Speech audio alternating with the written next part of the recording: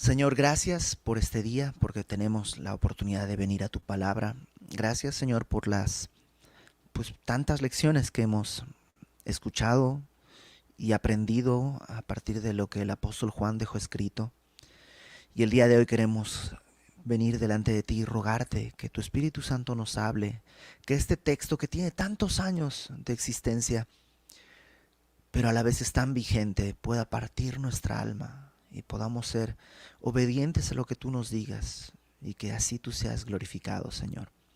En el nombre de Jesús, papito, te pedimos que hagas una obra en nosotros para que podamos glorificarte donde quiera que tú nos envíes. Gracias, Señor. En el nombre de Cristo, nuestro Salvador. Amén. Juan, capítulo 20. Estamos en esta escena final. Acuérdate, nuestro Señor Jesucristo fue crucificado.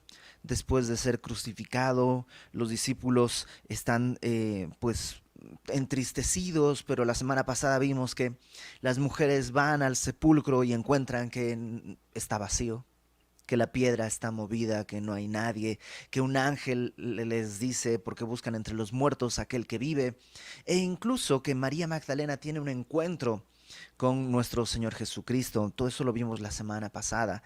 El día de hoy vamos a ver qué es lo que sucede después. Solo una nota antes de volver al texto es...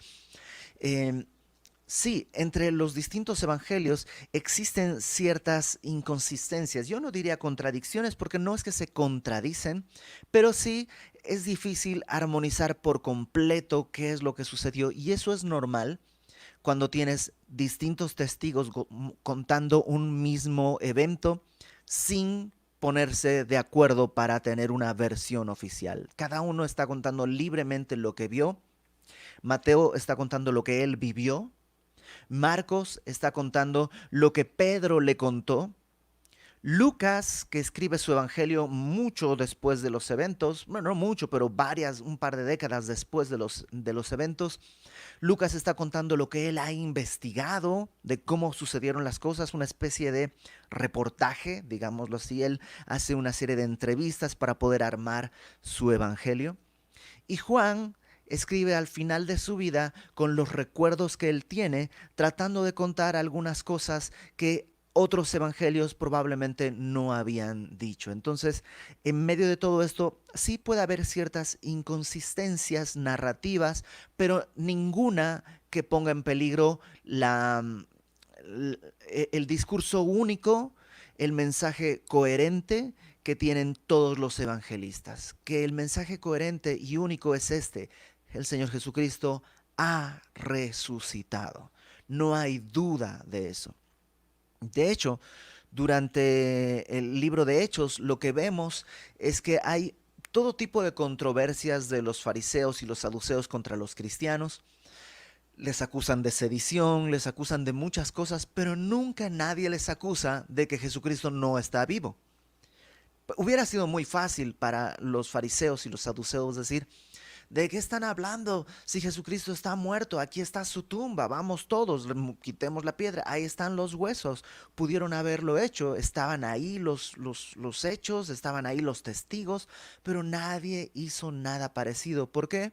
Porque nadie cuestionaba la resurrección de Jesucristo. Entonces, capítulo 19, y vamos a ver un poquito lo que Juan nos va a narrar. Perdón, capítulo 20, versículo 19. Cuando llegó la noche de aquel mismo día, estamos en el domingo, primer día de la semana, muy temprano las mujeres fueron a la tumba, tuvieron todo esto que les decía, se encontró María Magdalena con Jesús y fue ella a decirle a los discípulos. Pedro y Juan habían ido temprano, no tan temprano como ella, pero habían ido temprano, vieron las cosas.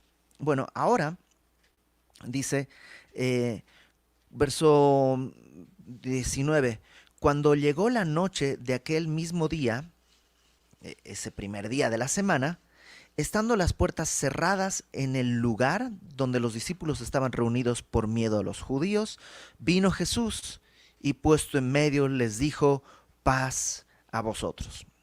Ya era al atardecer de ese mismo domingo y estaban, dice, encerrados en un lugar por miedo de los judíos.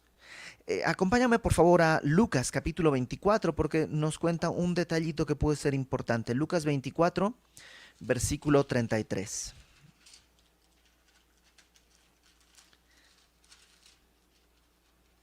Es curioso que pues las mujeres estaban afuera yendo a honrar el cuerpo de Cristo. Incluso María Magdalena le dice a Jesús, pensando que es el hortelano, le dice, dime dónde está, yo voy y lo traigo. O sea, ya no tiene ningún temor, ningún reparo en que la vean con el cuerpo de Jesús, que la vean que lo amaba. Ella no tiene ningún problema. Mientras que los discípulos están con miedo encerrados en una casa. Lucas 24, versículo 33, nos cuenta algo que sucedió. Un poquito antes, Lucas nos había narrado de dos discípulos que iban camino a Emaús. No sé si tú recuerdas la historia. Están caminando a Emaús y en el camino se encuentran con un personaje que ellos no saben quién es. Y este personaje les pregunta de qué hablan y ellos le dicen, pues ¿cómo no estás enterado de Jesús Nazareno? Que pensábamos que era el Mesías, pero ay, lo mataron y pues no, pues, un Mesías muerto no nos sirve, así que pues se murieron todas nuestras esperanzas. Unas mujeres nos dicen que fueron y que no había nadie en el sepulcro, pero pues no, están todos desanimados y Jesús es el que está caminando con ellos. Y Jesús dice que les abre las escrituras desde el principio, la ley y los profetas, y les van mostrando cómo Cristo tenía, según las escrituras, que morir, pero también que resucitar. Y luego, cuando ya llegan a una posada, el Señor Jesús se revela a sus ojos y ellos se dan cuenta de quién es. Y entonces salen corriendo desde esa posada para encontrarse con los discípulos. Lucas 24, versículo 33. Levantándose en la misma hora, ahí en esa posada donde estaban, volvieron a Jerusalén y hallaron a los 11 reunidos y a los que estaban con ellos que decían, ha resucitado el Señor verdaderamente y ha aparecido a Simón. Entonces, ya las mujeres lo han visto. De alguna manera Pedro ya lo vio. Estos discípulos vienen corriendo diciéndoles, hemos visto al Señor, estuvimos caminando con Él y ni nos dimos cuenta. Entonces, todos han escuchado de alguna manera que Cristo ha resucitado. Versículo 34. Decían, ha resucitado el Señor verdaderamente, ha aparecido a Simón. Entonces ellos contaban las cosas que les habían acontecido en el camino y cómo le habían reconocido al partir el pan. Mientras ellos aún hablaban de estas cosas, Jesús se puso en medio de ellos y les dijo, paz a vosotros, la misma escena que leímos en Juan. Entonces, espantados y atemorizados, pensaban que veían espíritu. O sea, ya tenían el testimonio de un montón de gente, ha resucitado. Ahora Jesús mismo aparece delante de ellos y lo que hacen es espantarse porque piensan que es como un fantasma, ¿no? Pero Él les dijo, ¿por qué estáis turbados? Y vienen a vuestro corazón esos pensamientos. Mirad mis manos y mis pies, que yo mismo soy. Palpad y ved, tóquenme, porque un espíritu no tiene carne ni huesos como veis que yo tengo. Y diciendo esto les mostró las manos y los pies, y como todavía ellos de gozo no lo creían, o sea, primero no creían porque pensaban que no era posible, luego tenían dudas y ahora lo ven y de gozo no pueden creerlo. Estaban maravillados. Jesús les dice, ¿tienen algo de comer? Entonces le dieron de un pez asado, un panal de miel, y él lo tomó y comió delante de ellos. Entonces, cuando Jesús se aparece en esta escena, que regresa conmigo a Juan, por favor, Juan capítulo 20, versículo 19, dice que estaban las puertas cerradas y los discípulos estaban reunidos por miedo de los judíos. Vino Jesús y se puso en medio de ellos y les dijo, paz a vosotros. ¿Por qué tenía miedo de los judíos? Bueno, por un lado, los que creían que Jesús había muerto y ya tenían miedo de que pues mataran a los discípulos por temor de que ellos continuaran con la enseñanza.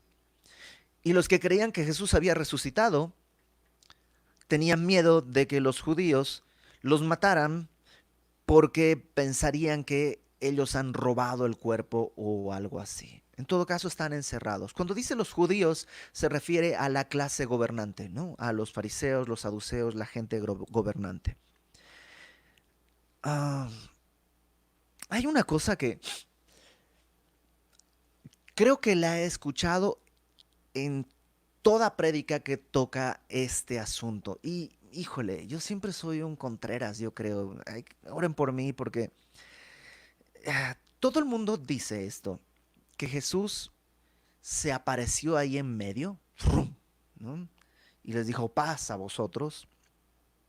Y hablan de que el cuerpo de Jesús tenía ciertas características, ¿no? Podía atravesar paredes porque estaban cerrados, ¿no? Podía hacerse como invisible, atravesar paredes y de pronto ¡prum! Materializarse, y por eso ellos como que se espantan y todo esto.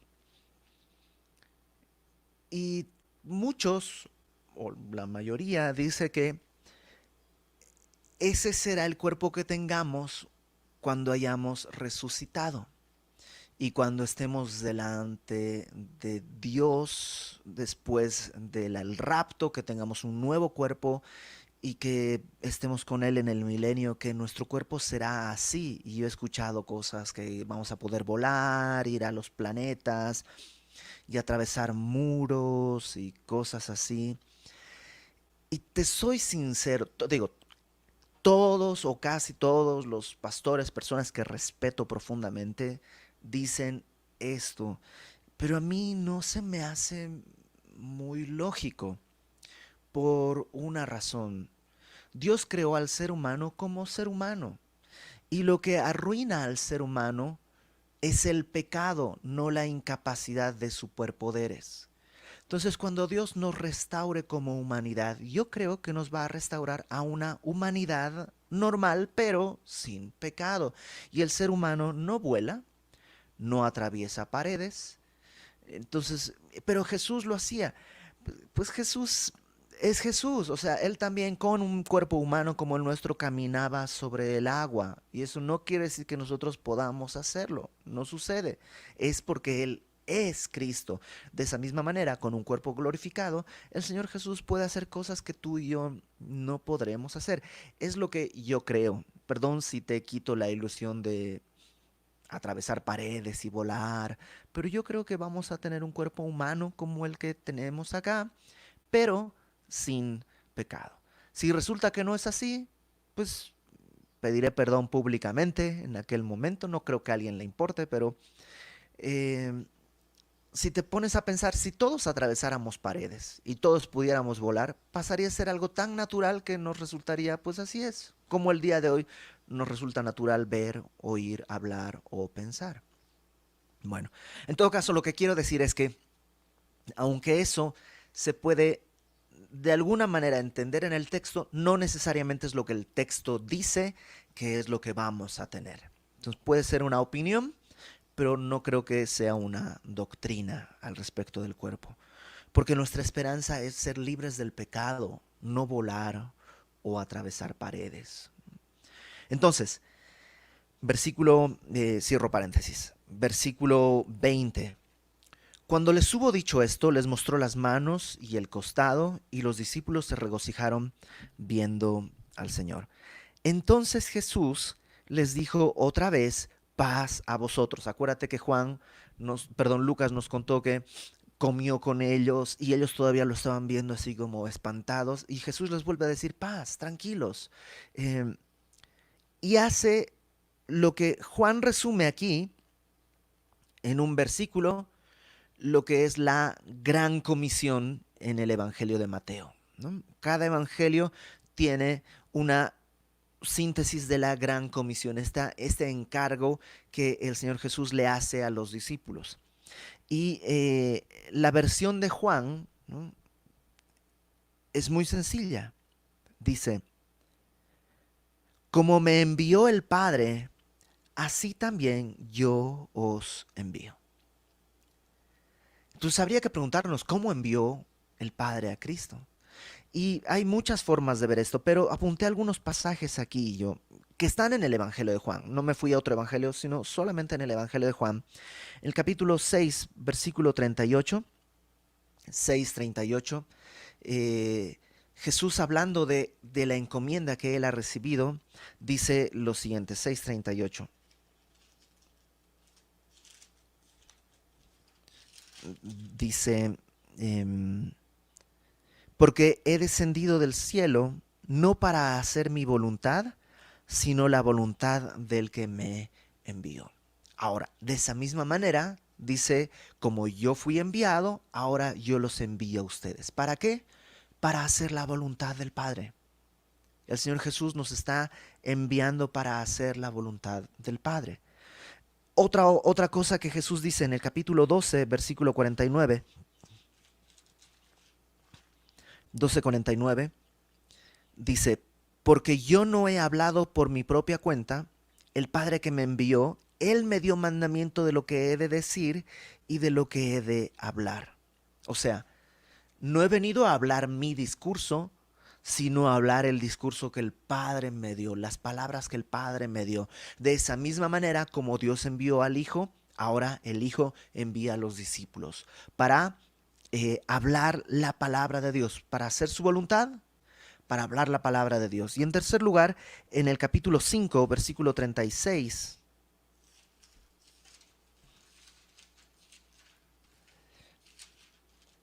5:36 dice, mas yo tengo mayor testimonio que el de Juan, porque las obras que el Padre me dio para que cumpliese, las mismas obras que yo hago dan testimonio de mí, que el Padre me ha enviado. O sea, para hacer la voluntad del Padre, para hablar las palabras del Padre y para hacer las obras del Padre. De esa misma manera, ahora tú y yo somos enviados para hacer la voluntad de Dios, para hablar las palabras de Dios y para hacer las obras de Dios. ¿Y cuáles serán las palabras de Dios, la voluntad de Dios y las obras de Dios? Bueno, están en tu Biblia. Por eso es importante permanecer en ella. Pero Juan nos hace un pequeño resumen del el punto final de todo esto. Ahí en Juan capítulo 20, versículo 22. Y habiendo dicho esto, sopló y les dijo, recibid el Espíritu Santo. Ahorita volvemos sobre eso. A quienes remitiereis los pecados, les son remitidos, y a quienes se los retuvieseis, les son retenidos. Y este versículo, esto de que, ok, tenemos autoridad para remitir pecados o para no remitirle los pecados a alguien, no, no tenemos esa autoridad. El único que puede perdonar pecados es Dios. Así lo dijeron, se dejó bien claro en las Escrituras, en un pasaje en el que Jesús está viendo a un hombre que lo bajan del techo en una camilla, sus amigos. Jesús le dice, tus pecados te son perdonados. Y todos dicen, ¿cómo crees? Solo Dios puede perdonar pecados. Y Jesús le dice, ok, para que quede claro, ¿qué es más fácil decir? Levántate o tus pecados te son perdonados. Bueno, más fácil decir es tus pecados te son perdonados porque pues nadie puede comprobarlo, decirlo. Entonces Jesús dice, bueno, para que vean que tengo poder, autoridad para perdonar pecados, levántate. Y levanta a este muchacho de la camilla. Solo Dios puede perdonar pecados. Entonces, ¿a qué se refiere este versículo? Bueno, nos da el privilegio de proclamarlo. No tenemos la libertad, ni el derecho, ni la autoridad de perdonar pecados, pero tenemos la libertad, el derecho y el encargo de proclamar el perdón de pecados. Es decir, tú y yo podemos decirle a alguien, cree en el Señor Jesucristo. Si confiesas con tu boca que Jesús es el Señor, si crees en tu corazón que Dios le levantó de los muertos, serás salvo. Estamos no perdonándole el pecado, pero proclamando el perdón de sus pecados. De la misma manera, tenemos el derecho, la autoridad y el encargo de cuando ves a alguien que está rechazando consistentemente el Evangelio y el testimonio del Espíritu Santo a su corazón, tenemos el derecho, el encargo, la autoridad para decirle, todavía estás bajo tus pecados, todavía estás bajo el juicio y te espera un tiempo terrible si no reconoces el sacrificio de Cristo a favor tuyo. Por eso dice Pablo, nosotros como embajadores rogamos, como si Dios rogase por medio de nosotros, reconcíliense con Dios. Entonces, en la idea de Juan de la gran comisión está, número uno, somos enviados como el Padre envió al Hijo. Y el énfasis de ese encargo es proclamar el perdón de pecados. Y creo que como iglesia tenemos que tener muy claro, como iglesia, no como asociación religiosa, AR constituida ante la Secretaría de Gobernación, no, como iglesia en el sentido de cada uno, cada persona, cada uno de nosotros es parte de la iglesia, como individuos que somos la iglesia. Nuestra tarea es esa. Y yo sé que lo que voy a decir no es muy popular, pero aguántame, trata de entenderme, ¿no? ¿Llevar despensas a personas con necesidad es algo bueno? Sí, pero no necesitas ser salvo para hacerlo. Lo puede hacer Slim, lo puede hacer Bill Gates, lo puede hacer Marilyn Manson, lo puede hacer hay un reggaetonero que se llama Bonnie o algo así, ¿no? Bueno, o sea, no importa quién, pero lo puede hacer cualquiera. No es necesario ni el Espíritu Santo ni el testimonio de Cristo para repartir despensas. Y no estoy diciendo que está mal, de ninguna manera. Pero si la meta es repartir despensas, no es la gran comisión. La gran comisión, el encargo de Dios, porque Jesús no fue repartiendo despensas. Jesús fue proclamando el perdón. El reino de Dios se ha acercado, arrepentidos y creed en el Evangelio. Esa es la tarea que no la puede hacer por muy buena voluntad que tenga. No la puede hacer Bill Gates, no la puede hacer el señor Slim, no la puede hacer, no la puede hacer nadie, solo la iglesia.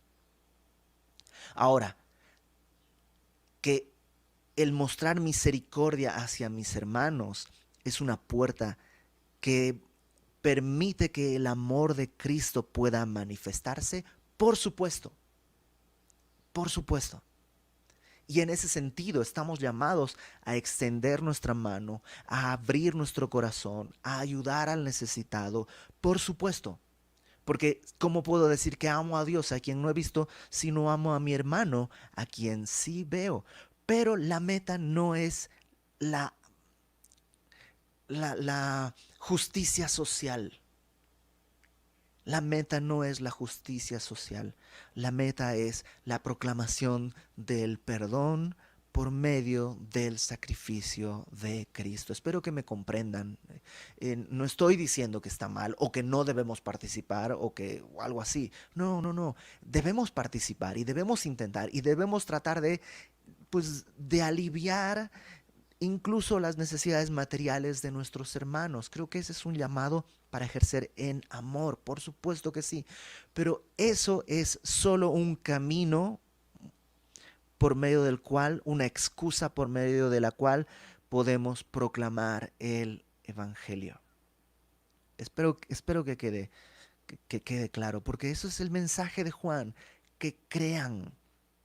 Ahora, en el versículo 22, me salté un pedacito que dice, habiendo dicho esto, sopló y les dijo, recibid el Espíritu Santo. Ya en el capítulo 14, Juan 14, Jesús les había dicho, Juan 14, versículo 17, hablando del consolador que vendría, incluso dice, les conviene que me vaya, porque si no me voy, no vendría el consolador, pero ahora viene, ¿no? Y hablando de ese consolador, del ayudador que vendría, dice en el verso 17, Juan 14, 17, el Espíritu de verdad, ahí aclara quién es el Consolador. Bueno, es el Espíritu de verdad, al cual el mundo no puede recibir porque no le ve ni le conoce. Pero, o sea, el mundo es ignorante de Dios, de su presencia, pero ustedes le conocen porque mora, ya que dice dos cosas, porque vive, habita, dos cosas. Con ustedes, en griego es la palabra para, al lado, para, como paralelo, ¿no? Junto, eh, porque mora con ustedes, pero dice en futuro estará dentro de ustedes. Ya lo hemos hablado.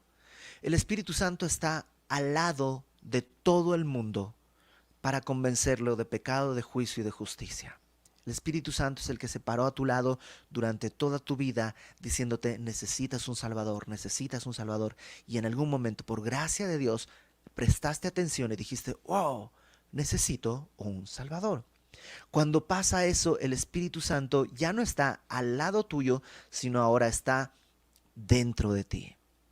Cuando ya sea en la iglesia te dijeron quién quiere recibir a Cristo, o escuchando el mensaje tú te identificas y dices, wow, soy pecador, necesito un Salvador, Cristo ven a mi vida. En ese momento el Espíritu Santo ya no está a tu lado, sino ahora está dentro de ti. Bueno, los discípulos habían estado creyendo muchas cosas, pero no creían que Cristo había muerto y había resucitado para su justificación. No lo creían. Es en ese momento que están empezando a creer. Jesús les está hablando y empiezan a unir cables en su cabeza, les cae el 20 y dicen, "Ah, mi pecado fue pagado por su sangre en la cruz y resucitó para mi justificación". La cuestión es que en ese momento, por decirlo de alguna manera, son creyentes. A partir de ese momento, creyentes en el sentido bíblico de la fe en el sacrificio de Cristo. Y por eso Jesús les dice, reciban el Espíritu y sopla. Y es un poco como la idea del inicio, de Génesis. Cuando Dios crea al hombre, lo crea completo y ahí está, pero es como un zombie. Está muerto, está así, entero, pero muerto. Hasta que Dios sopla aliento de vida en su nariz. Y entonces Adán pasa a estar vivo. Bueno, los discípulos, junto con todo el mundo, antes de creer en Cristo, están muertos en sus delitos y pecados, hasta que Jesús les dice, reciban el Espíritu. Y entonces, digámoslo así, son los primeros cristianos. Todavía no está completa la escena, ya lo hemos dicho antes, un poquito después de esto Jesús les va a decir, vayan a Jerusalén y esperen la promesa que el Padre les dijo que iba a mandar y que yo les había dicho. ¿Qué promesa? Era del Espíritu. Pero no soplaste en nosotros, no nos diste el Espíritu. Sí, ya está dentro de ustedes. Pero Hechos 1, versículo 8, dice, recibiréis poder cuando venga sobre ustedes el Espíritu Santo. Y me seréis testigos en Jerusalén, Judea, Samaria y hasta lo último de la tierra. Entonces, en resumen, el Espíritu Santo estaba al lado de ellos. En el momento en que creyeron y en el momento en que tú y yo creímos, pasa a estar dentro de nosotros. En el caso de ellos fue cuando Jesús sopló, pero todavía hay una tercera relación con Él, cuando el Espíritu Santo viene sobre nosotros y nos llena, nos bautiza, nos sumerge en su Espíritu y entonces no es que ya tenemos el Espíritu, sino que ahora el Espíritu nos tiene y nos da la capacidad para ser testigos. Entonces, lo que Jesús está diciéndoles es, ok, estamos en una nueva etapa. El Espíritu Santo ahora estará dentro de ustedes para poder cumplir la tarea que les encargo, de ir y anunciar el perdón de pecados, de remitirles a los que les remitan y de retenerles a los que les quede retenido. Versículo 24. Pero Tomás, uno de los 12, llamado Dídimo, Dídimo quiere decir gemelo. Entonces, este Tomás, al que le decían el gemelo, no estaba con ellos cuando Jesús vino. ¿Por qué no estaba con ellos? No nos dice la Biblia. Solo podemos especular. Tomás se le ha llamado el incrédulo, ¿no? Por lo que vamos a leer, pero en realidad Tomás era un tipo valiente, ¿no? Lo hemos visto en dos ocasiones antes, una en Juan capítulo 11, cuando Lázaro está muriendo y luego viene el anuncio de que Jesús dice, vamos a esperar un rato, ¿no? Está enfermo, y después Jesús dice, pues vamos, porque ya Lázaro murió. Y los otros discípulos le dicen, bueno, pues si está muerto, pues ya qué vamos a hacer, mejor no vayamos porque es peligroso. La verdad es que es peligroso ir donde estaba Lázaro porque los judíos ya quieren matarte, Jesús. Y todos los discípulos tienen miedo, menos Tomás. Tomás dice, vamos, pues si tenemos que morir con Cristo, pues morimos. Tú serás un hombre valiente.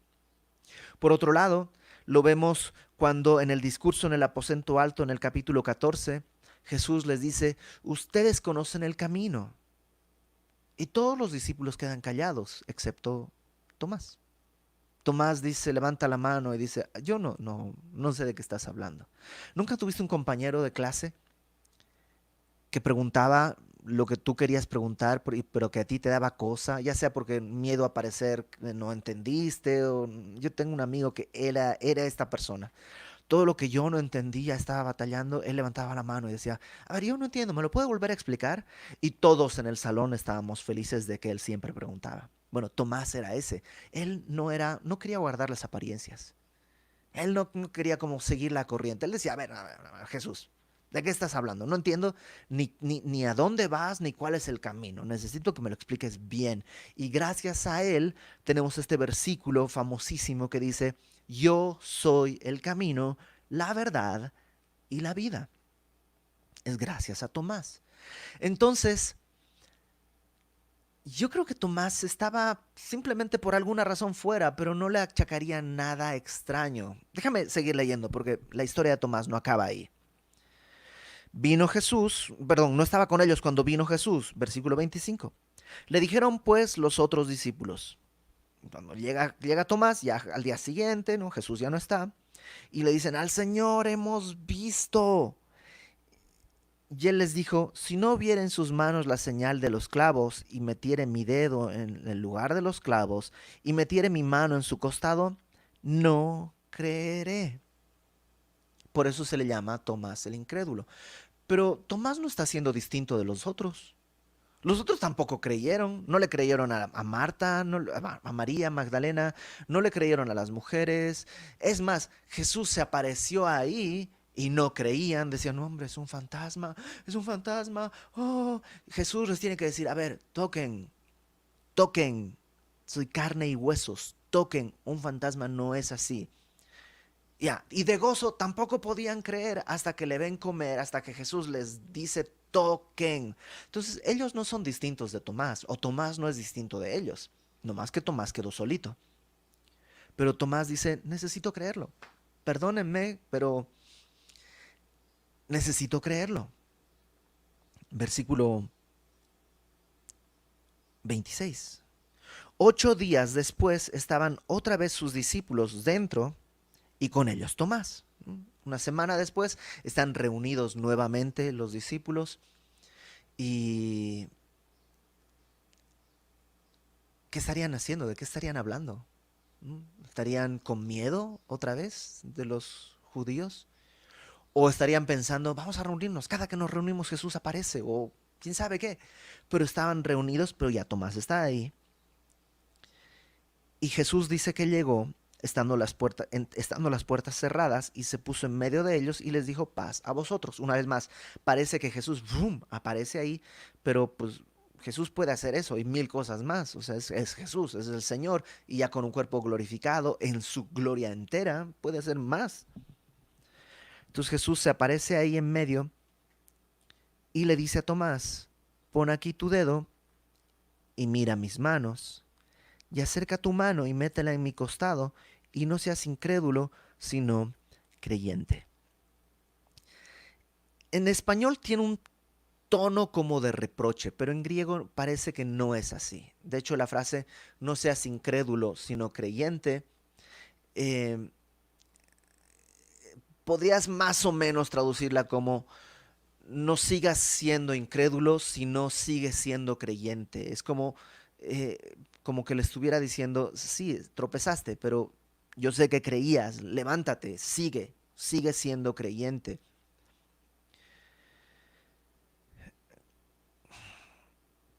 Otra de las cosas que la mayor parte de los pastores dicen en este punto es que Jesús aquí está probándoles a los discípulos que cuando no lo ven, Él está ahí.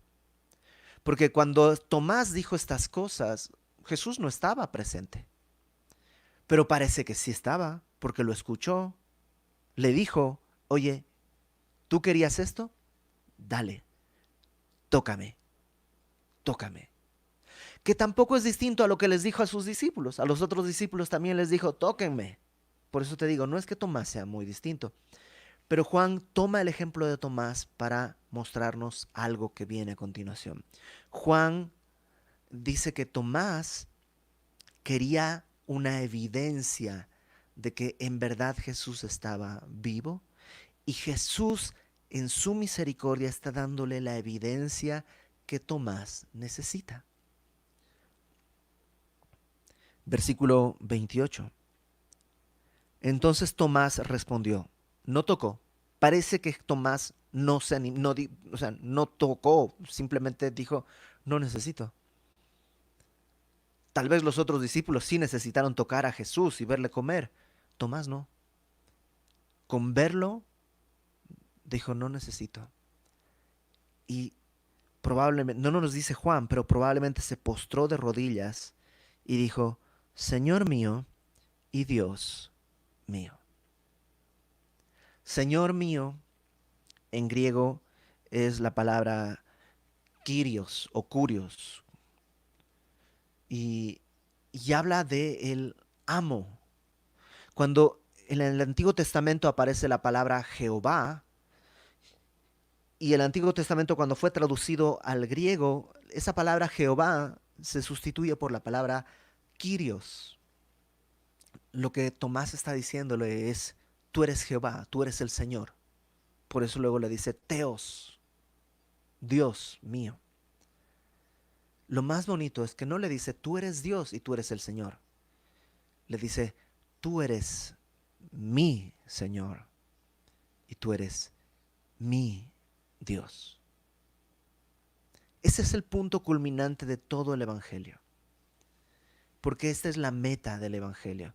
Que tú y yo podamos decir, Señor mío y Dios mío.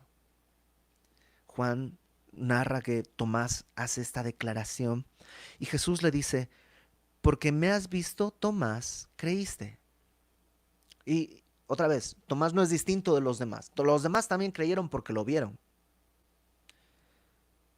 Pero hace un guiño a los que vendrán después de esa generación.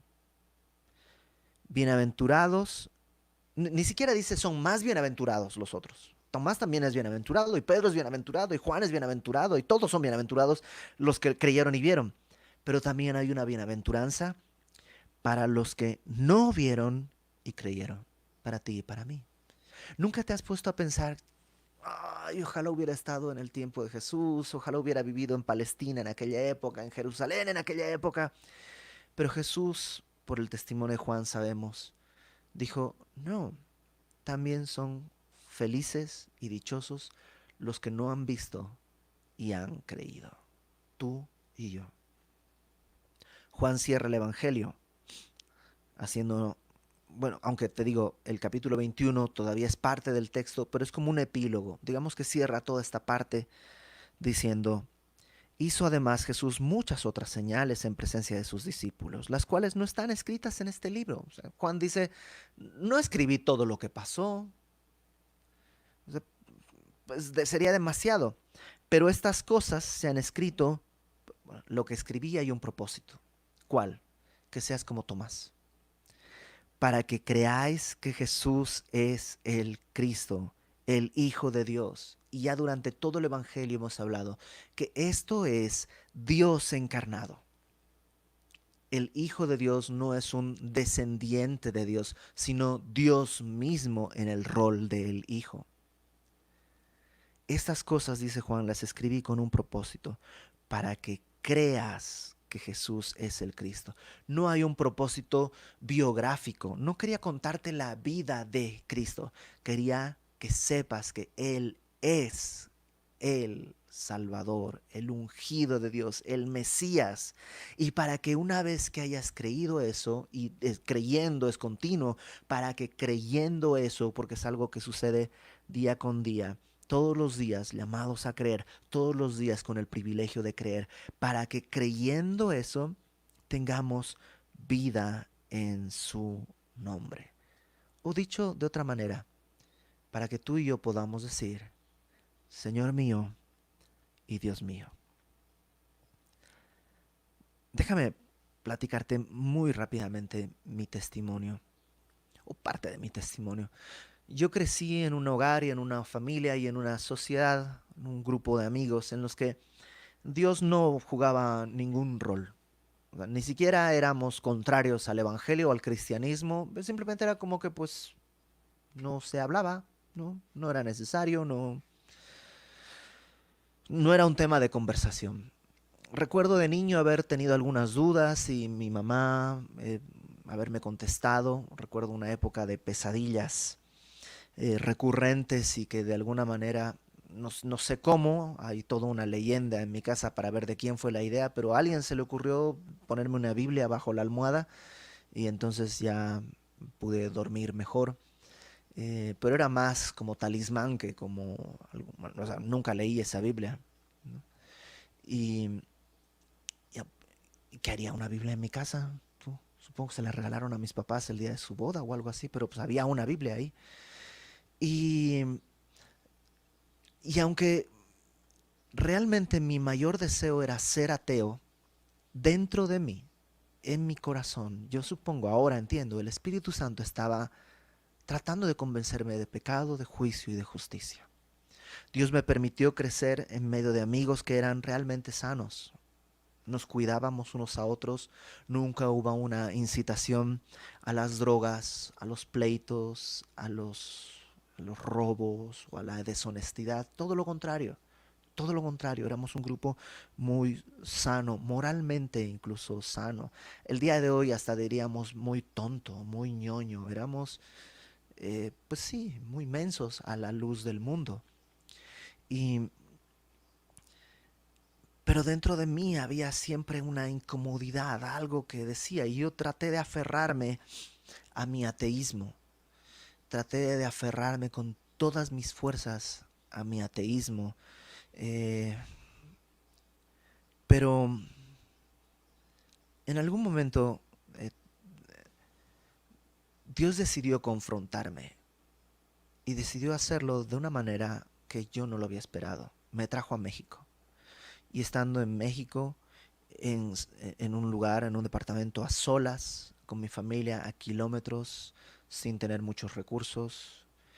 En un momento ahí, en ese departamento, yo recuerdo haberme sentido tan vacío y haber escrito, incluso en un diario que llevaba, haber escrito, ¿es este vacío del que hablan los artistas que se han convertido al cristianismo? ¿Es esto lo que sienten aquellos que dicen que se han encontrado con Cristo? Y recuerdo ese día, esa noche, escribiendo esas cosas con mis dudas y recuerdo haber pensado, Señor, o sea, si es esto, dime, o sea, si es verdad, pues, o sea, ¿qué te cuesta revelarte? Y de alguna manera era como que yo le dijera, Señor, yo no voy a creer por lo que dicen los demás. Yo necesito meter mi mano en tu costado y necesito meter mis dedos. Y Dios en su misericordia me concedió eso. No literalmente, por supuesto. Pero ¿sabes qué? Dios quiere hacerlo. Dios quiere que veas. ¿Qué cosa? Este es el punto. Dios quiere que veas que tu pecado necesita ser pagado con la sangre de un cordero sin mancha. Cuando vemos las heridas en las manos de Cristo y en el costado, lo que podemos ver es lo que el pecado hace. El pecado mata, lastima. Por supuesto, en Cristo no era su pecado, sino nuestro pecado.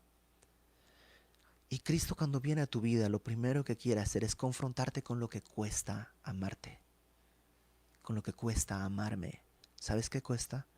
Cuesta la vida de un hombre Dios, de un Dios hombre que nunca había cometido pecado, que en su boca nunca se halló mal, pero que fue puesto por mi pecado. Cuando Dios me confrontó con mi pecado, con el costo de mi vida, entonces se abrió delante de mí la misericordia de Dios. Y recuerdo muy bien ese día, ahí en Semilla de Mostaza, tirado de rodillas, llorando, frente ahí al escenario. Recuerdo haber entendido, yo hice esto. Cuando yo creo que pone Juan esta escena, porque Dios quiere revelarte eso. Quiere revelarte que el costo de nuestra vida fue la vida de Cristo.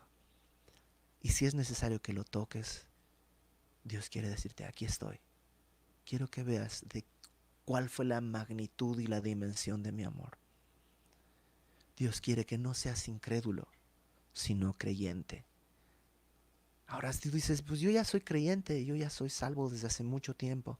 Ok, creyendo es algo continuo y muchas veces lo olvidamos. Fuimos creyentes, pero el día de hoy se nos ha olvidado. Y el día de hoy todavía Jesús tiene marcas en su cuerpo, porque todavía el día de hoy Él quiere que recordemos que Él no ha dejado de amarnos y que nosotros no hemos dejado de necesitarle. Entonces, ¿qué te parece si oramos?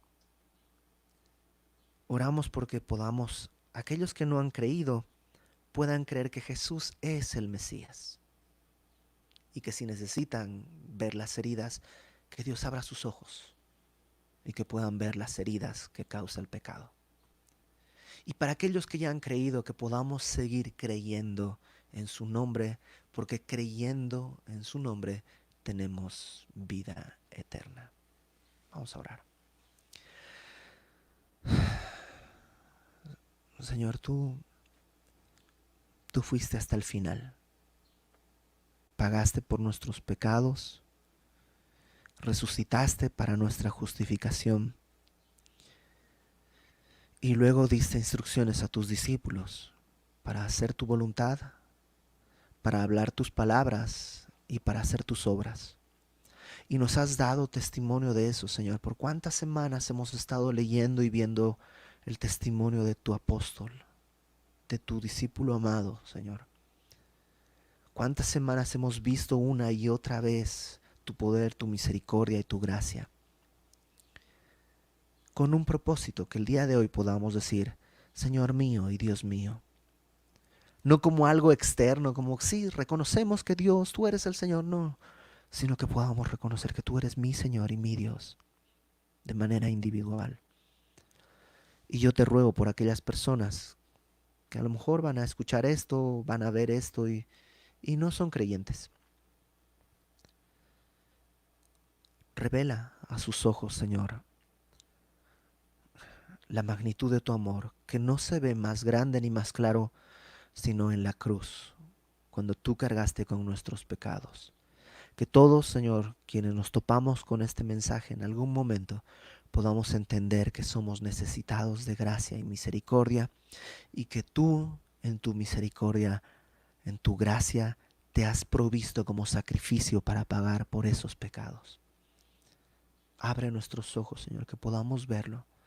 Si es necesario, Señor, que tengamos que tocarlo, que podamos tocar que tu sacrificio fue real, no teológico, sino real y verdadero, porque tu amor es real y verdadero. Y para aquellos que ya hemos creído, Señor, yo te ruego que el día de hoy nos permitas seguir creyendo, seguir recordando que el Evangelio es tan necesario el día de hoy como lo fue cuando te conocimos, que somos igual de necesitados y que tu amor sigue siendo igual de claro, puro y poderoso para rescatarnos de nuestros pecados actuales, tanto como el día en que te conocimos, en que tú te revelaste. Que en verdad, Señor, de corazón podamos el día de hoy todos postrarnos y decir, Señor mío, Dios mío, tú eres el dueño, el Señor de mi vida. Tú eres el dueño y el Señor de toda mi vida. Glorifícate, Señor.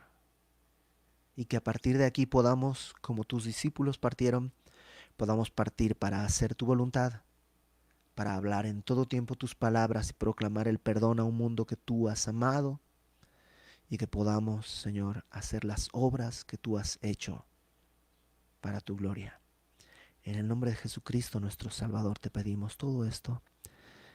Amén.